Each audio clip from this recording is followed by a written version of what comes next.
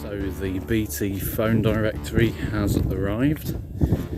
The surveys are written and are ready for printing tonight, and I've been doing leaflets in readiness for the things to come.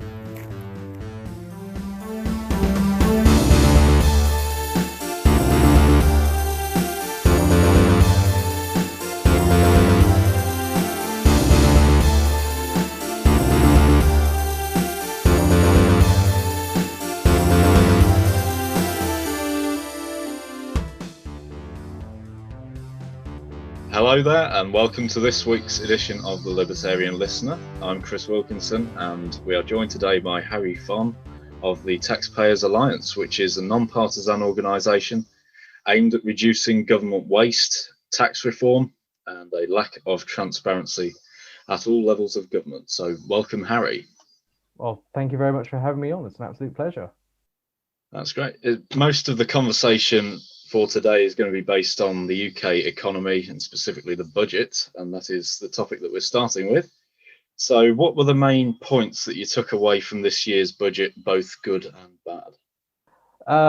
Well, overall, it was a bad budget. It was a tax-raising budget. There was a great article by Alistair Heath of the Telegraph that I would urge your listeners and viewers to go and have a read of, which I think summed it up very well indeed. I mean, why was it bad? You had a complete reversal on Conservative Party position, really, when it came to things like corporation tax. We've seen over the years corporation taxes, the rate of corporation tax has come down and down and down and down, yet the revenue has actually increased, which is a win-win situation. It means that you're encouraging businesses, everything else. Now they have seemingly reversed that position, and we're going to see corporation tax rising back up above 19% into the 20s. It's actually going to be 1% shy. I think at 25% of that was, and Jeremy Corbyn wanted 26% on corporation tax. Now, Rishi Sunak pulled a rabbit out of the hat with his super deduction, and there's good things to be said about that, but it's a temporary economic tool, meaning that firms can, for every pound they spend, they can claim back £1.30 essentially if it's invested in, I think it's capital expenditure or something like that. Look at income tax. The tax thresholds were frozen until 2026, so we're going to see a lot of fiscal drag. So as inflation kicks in, people are going to be paying relatively more and more tax. Some good on stamp duty where, it was extended for another 3 months, but ultimately it's a terrible tax. It used to be really simple. It used to be a 1% rate. And obviously, I'm sure libertarians will say, well, why do we have it at all? Completely agree. But 1% was much simpler.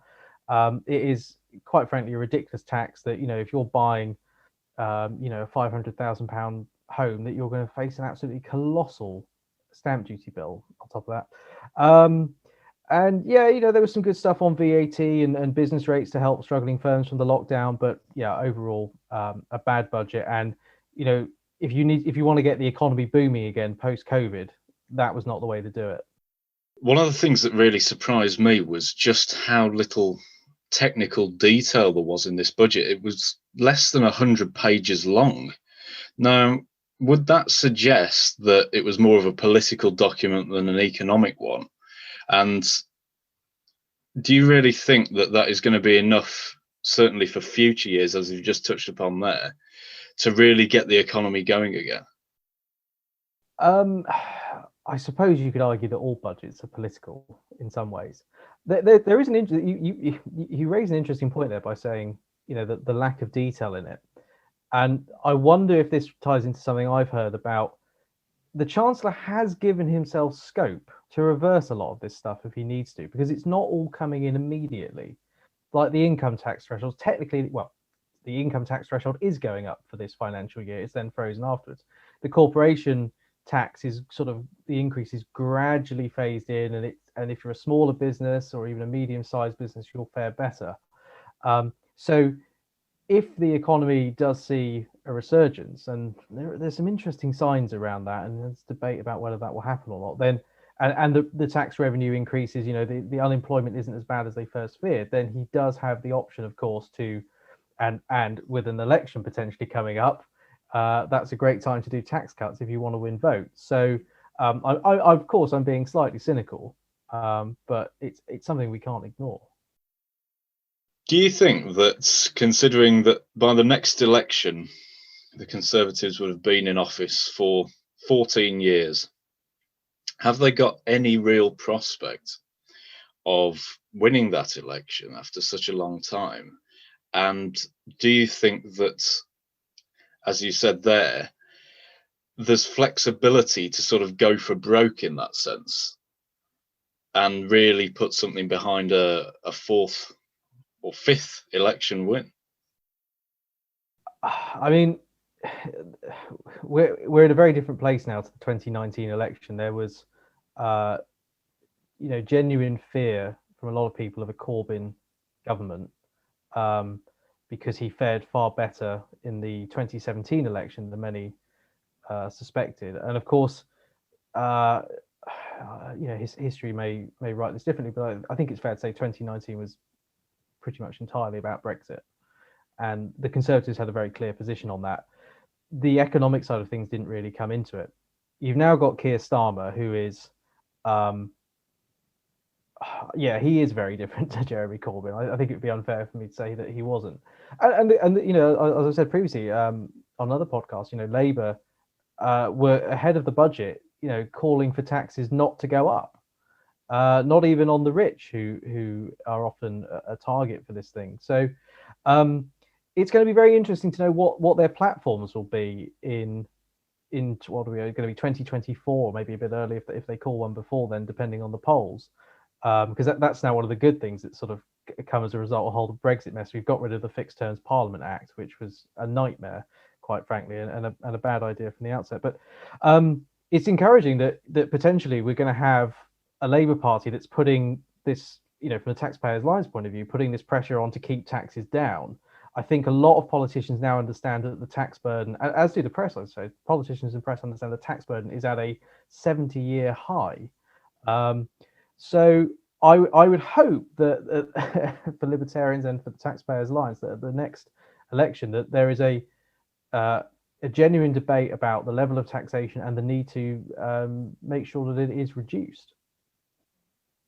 Whether we'll get that or not, I don't know. I hope we do. Well, it certainly seems as though the Labour Party and the Conservative Party are going to swap their identities by the looks of it. Labour seems to have this idea that the way to claw itself back is to do what the Conservatives do, but 10 times bigger. So if it's a fiscal stimulus of 1 billion, it's going to be a fiscal stimulus of 10 billion under Labour. Do you think that perhaps they will triangulate some of the principles of conservatism and go for things like tax cuts and free market economics in a limited sense, perhaps against the grain of their own supporters? So I think it's a great question. So if we put in context, why Conservatives and why did we have the coalition government in 2010? It's because Labour by that point had lost the trust of the British public when it came to the economy. It was quite interesting, actually. I was looking over the figures today, and the last time Britain ran a budget surplus was actually in 2001 when Labour were in power. In fact, there was a few years while everything was, we weren't running a deficit. One of the first things Labour did when they came into power, Gordon Brown did, was make the Bank of England independent. They established huge trust with the public that they could be trusted with the economy. But then, as you saw towards the end of the Labour's time in office, the deficit was shooting up into, I think we got beyond 100 billion at one point, and that trust waned. Obviously, the 2008 financial crisis didn't help, and Gordon Brown had sold off all the gold prior to that, and things like that. So, I think the Conservatives have this. I think it still sticks to them that they are the party that can be trusted with your money. And I think Labour have got to try and win that trust back. I mean, both Conservatives and Labour are big government, essentially. Boris he loves his projects. He loves High Speed 2, the most ridiculous white elephant there's ever been, quite frankly. And day by day, the case for that gets worse. When that started, the benefit cost ratio was 2.4. At best now, according to government figures, it's 1.5. And I don't believe those figures because they haven't done any modelling for COVID. So there is a huge opportunity for Labour if they can demonstrate their fiscal conservatism, you might add. They too have called for a bit of a war on waste when it comes to government spending. So if they can tap into that narrative, and it's like the classic American phrase from Clinton, it's the economy, stupid. I think if they can tap into that, and especially if the economy isn't in a good place and all this big spending hasn't worked and people feel poorer in their pockets, then there's a huge opportunity for Labour to say, well, you know what, give us a go. But actually, it could be that they say, well, we're going to spend even more money because we don't think the Conservatives spent enough. That may well fly with the public because what the Conservatives done, if that hasn't worked, I think people are quite willing to try something different. Of course, following on from that, this is the first budget to have total expenditures exceeding £1 trillion per year, and that's increased by a factor of 250% over just the past 20 years. Now, is that sort of rise sustainable for taxpayers to finance into the future? And if not, what alternative approaches may be taken? Any new or higher taxes? Any reductions in big areas of public spending, perhaps welfare? Oh, I doubt there'll be any cuts in welfare. I mean, yeah, I was looking at the figures there, and the spending and borrowing this year, as you say, has been absolutely colossal. The national debt has now gone over the £2 trillion mark, and as Taxpayers Alliance research has shown, when you factor in all the other liabilities, you're at about 9.6 trillion. And the Conservatives came into power saying we're going to sort the deficit out. Now, admittedly, they've got it under 3% of GDP, but it was supposed to have been zero a few years ago now, and it just hasn't happened. No one saw COVID coming, and you can debate. I'm sure libertarians will debate about whether lockdowns were warranted or not, and that there'll be the libertarian argument that it's the lockdown that's responsible for the economic crisis rather than the pandemic. But you've seen GDP dip by something like 12%, which is the worst since I think it was like the Great Frost in 1700 something. So in terms of reining in spending, well, we had a great webinar with Roger Bootle, Telegraph columnist, the other day. He's saying one of the first things I look at is the spending. And one of the first things on the shopping board would be HS2. If someone says to him, "Come and save the billions." And this was the thing in the budget. Rishi said, I haven't been able to find anywhere to make cuts in the government. And are you kidding? The TPA, this is what we do every day. We did a joint investigation with the Daily Mail, literally just the tip of the iceberg of government waste. We exposed nearly £6 billion of wasteful spending, and he's telling me that government departments couldn't make 0.5% cut, 0.1% cut, things that would make a big difference. So I can't see it going from welfare. Admittedly, on welfare, I will give the Conservatives their credit. With I think they were very brave actually to tackle the whole universal credit thing and try and make benefits work in a way that encouraged people into employment. The execution of it was fairly poor, I think it's fair to say. But as we always say, government doesn't have a revenue problem, it has a spending problem. It's got no shortage of money from us, the taxpayer. The tax burden's at a record high. And as you say, if we go for higher taxes, or if they want to go for higher taxes, well, you're going to see the entrepreneurs of the world going overseas to lower tax countries. You're going to see people spending less in the economy. So I'm not a believer in the Laffer curve, but I'm fairly certain some in government will be. I have issues with the Laffer curve. Broadly speaking, it's right, but they need to think along those lines that that there is a limit to how high you raise taxes before it really is going to kill off any hope of an economic recovery. Right, so that leads perfectly on to the next question I've got, which is, as income tax brackets have been frozen for 5 years and corporation tax hiked to levels proposed by the Labour Party at the last election, overlaying the tax burden, which, as you say, is at a 70-year high, at what point do you think the pips will start to squeak? And will this Brexit dividend, I suppose, be snuffed out because of essentially expanding government? Yeah, very good question. I think you could argue that the pips are already beginning to squeak. I mean, you mentioned income tax and corporation tax, but of course it's not just that. You know, you've got council tax. I've just been writing about council tax recently. Over a third of English households, if you're in Band D, are seeing their council tax over £2,000. If this trend continues, it could be 2/3 by next year. You know, some of these people in Band H, okay, they're probably in quite a nice house, but they're paying over £4,000 a year in council tax. You know, but yeah, for the lower earners certainly. And you mentioned about the income tax thresholds being frozen. You know, we're going to see fiscal drag basically, where people get sucked into those bands. In fact, I've just written a piece about inflation as well. Inflation's been remarkably low the last sort of 8 years or so. But if that starts to creep up, and if it were to get above the 2 or 3% that the Bank of England is looking for, then we could see huge troubles. You know, and you mentioned Brexit. I mean, all right, whichever way people voted on Brexit, it's done, and you want to make the absolute best of it. And you now have the ability to set your VAT rates pretty much wherever you want them. You can go and do trade deals, and we've seen Liz Truss out there that doing all these supposedly very good deals. I hope they are. But you've got countries like Ireland who are running a 12.5% corporation tax rate, and they're seeing the absolute benefits of that. I mean, the EU took them to court to try and, because they argued it was too low because they want to act as this block and, you know, try and entice people in that way. Well, you know, we should be putting our corporation tax further down to try and attract more people in. You know, people will say, oh, well, you know, the revenue might go down.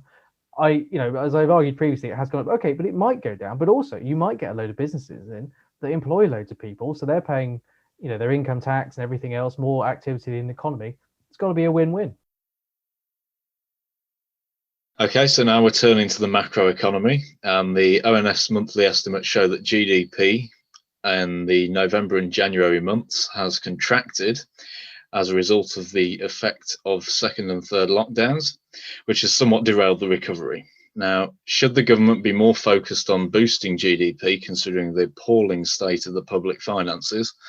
And should this be met by the adoption of more free market principles with a relaxation of COVID policies instead of a limp attempt at a fiscal stimulus that was tried and failed under the previous Labour government? I'd very much agree with you. You know, supply side economics will always trump Keynesian economics. You know, this idea that you can just pump money into the economy and things will magically get better. I mean, they sort of do for a little bit, but then ultimately those effects come back to bite you. I mean, the interesting thing about GDP is, I think it was who was the governor of Hong Kong back in the day who refused to collect statistics on this because he argued that governments just chase them. It's Sir John Cowperthwaite. That's it. It was on the tip of my tongue. Yeah, I mean, so he was very much against recording statistics. I mean, GDP is one of those things. You know, you can. I think I've made this point before, but you could build a missile that costs $1 billion or £1 billion, shoot it into space, blow it up, and technically you've added £1 billion to GDP, but you've achieved nothing. You know, and there's some very strange things going on. Actually, I mean, you mentioned the GDP's come down, but actually, well, I say actually, I'm a little bit skeptical of the figures, but the unemployment rate, sort of, there were some things recently that said the unemployment had actually gone down, which I found quite bizarre. But I think the general trend though is creeping up. But yeah, you know, it comes back to what we've spoken about before, is that you want to be encouraging the British entrepreneurs or entrepreneurs from all over the world, quite frankly, to start businesses here, employ people. You know, it can be in anything you like. It can be, you know, in the new fintech center. It could be growing apples. It can be software coding, whatever you like. But you've got to, government's got to get out the way, basically. You know, nothing gets better through bigger government. I would argue. I mean, people make the classic argument like, oh, you know, Apple iPhones wouldn't exist if it wasn't for a government grant or something like this, or, you know, NASA wouldn't have got to the moon were it not for the government. Well, what people often forget is it was still private companies that did all those things. You know, all right, yeah, the government may have given Apple some money for its phone, but it still built the thing. And maybe if it hadn't have had to pay so much tax in the first place or something, it wouldn't have needed the grant. You know, similarly, like NASA. I mean, it was all private companies that did all the work. It was Lockheed Martin and the like, and I forget who made the computers, and even the pilots were wearing Omega watches, because you specialize in these things. So, the government has got to, the lockdown has had. Look, I've been very fortunate. I've kept my job. I haven't been on furlough, anything like that. But for a lot of people, it's been absolutely devastating. They haven't been able to go to work, or they've lost their job. Personally, I don't think there's anything particularly great about, all right, you're on furlough, but just sitting at home doing nothing. And unfortunately, I think in a lot of cases, jobs won't be there when they come back.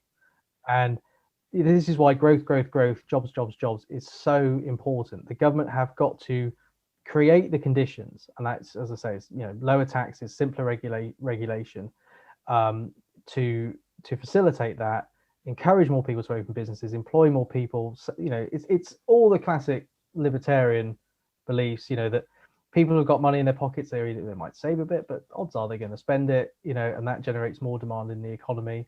And it's proper growth as well. It's not driven by an increase in the money supply like Keynesians would do. That is the path to nowhere ultimately, or ruin, one might argue. So yeah, that's, as we said before, that's why I was very disappointed in the budget, and from a macroeconomic point of view, that there will be a recovery, but I'm confident there will be, but it won't be anywhere near as effective as it could have been. I think had they been a bit bolder. Just jumping back to unemployment, the most recent figures are up to January 2021. I think they did demonstrate a slight dip, although that's possibly due to seasonal factors, what with it being Christmas and things like that. Employment rate is down to 75%. That's down 1.5% on the previous year. Unemployment's up to 5%. That's up 1.1% on the previous year. And since the start of the COVID pandemic, roughly 400,000 people have lost their jobs, with untold damage done to business profitability and sustainability on the high street. Now, is all of this really the price worth paying to stop the spread of COVID and save lives? Well, yeah, I think you can initially understand why the government did what they did. There wasn't not too much was known about the virus and how bad it was going to be, and I think it's fair to say that the forecasting by a certain doctor was a bit. Was he a doctor? I don't know, forget now, but it was. He must have been. Mr. Ferguson was slightly exaggerated.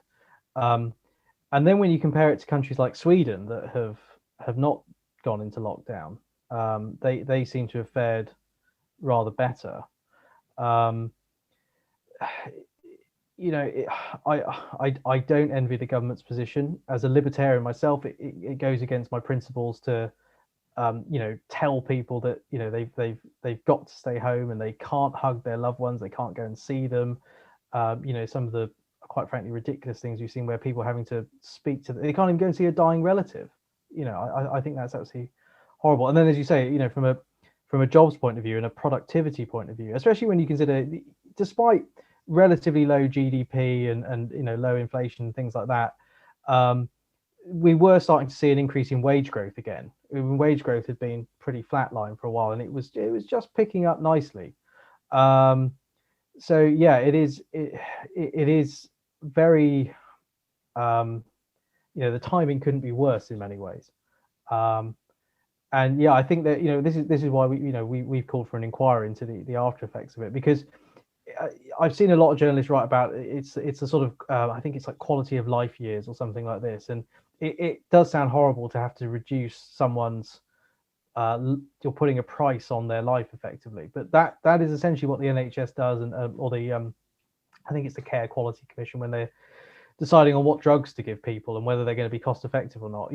We do not live in a perfect world where we have scarcity. It's the classic economic problem. We have scarcity, and we have to balance the needs of everyone. I'd like to think if I was in charge, I would have done everything possible to avoid a lockdown. And it's the data will bear it out, but I think there's a lot we can learn for countries that didn't embrace these lockdowns. We're seeing in Florida now they're opening up, and I think you're going to see their economy go way ahead of the other states. And the good news is, the death rates, the vaccine, all that seems to be bringing everything down. I think there is definitely, and I've seen a lot of people make this argument, there's certainly a case now for getting out of this thing quicker than we are doing. As well as that, do you think the furlough scheme is going to be quite hard to unwind, considering how integral it's been to sustaining household finances? And what are the prospects for any alternative policies? For example, universal basic income? Yeah. Furlough. I mean, even before furlough came along, I've got a friend who's very political, and we always used to chat about like the nature of benefits and government handouts. And if I gave you, say I've been giving you £100 for the last 5 years, you didn't have to do anything. I just gave it to you. You never had it before, but for the last 5 years, you got 100 quid every month. And then I just went, sorry, Chris, I'm taking it away from you now. You would be in uproar because you're like, I've had it, I've been relying on that 100 quid coming in, every month. So I've been, saving that up or whatever. I've been bought myself something nice with it. So it's very different. Once you start handing stuff out for free, I use the term free loosely because it's taxpayers that pay for it. It's very difficult to take it away again. And of course, as you say, with universal basic income, those guys who I have never been able to get into their line of thinking. I mean, even some libertarians advance the UBI thing, but I think, it has it's got more of a foothold now because people are like, we can, if we just pay everyone money, and they never seem to suggest where this money is going to come from. And I think so far, every UBI experiment I've ever seen that's been tried has failed. But you can see what's going to happen. They're going to set a figure and they're going to say, okay, if they did try to bring it in, we're going to give everyone in the country 15 grand. Even if you're a millionaire, you're going to get 15 grand, or a billionaire. But then you can see an opposition party going, wow, 15 grand's not enough. If you vote for us, we'll give you 18 grand. And you're going to get this inflation of the UBI wage. And I don't know if, I think people are always going to vote for the party that will give them the most money, basically. So unfortunately, I do think the UBI argument has been strengthened. I think maybe one day there might be an argument for UBI. The only example I can think of is when scarcity is no longer an issue, basically, and we've got robots 3D printing everything. I think, or AI advances to such a level that we're just sort of redundant. But I'm not even sure if you need money in that circumstance. Then I'm getting a bit sci-fi there, but you know what I'm driving at.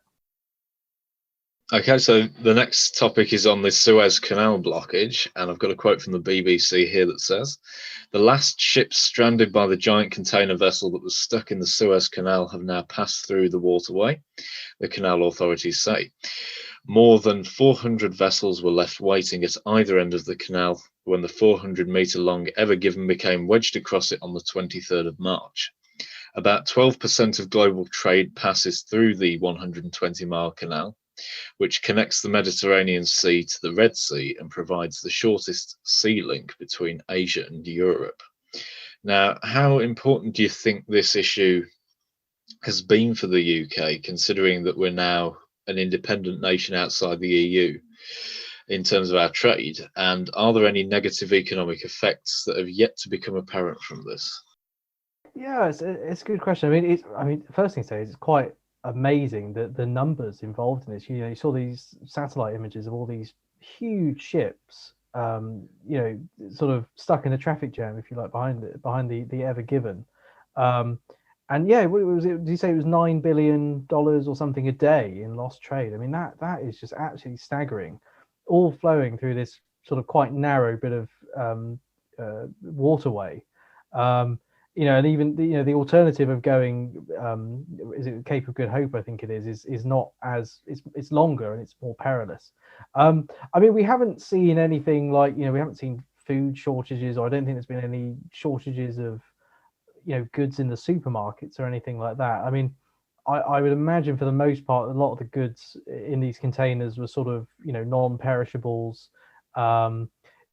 People who are into like their Bitcoin mining, supposedly there were a load of graphics cards that were desperately needed in Europe to because there's a shortage of that sort of stuff at the moment.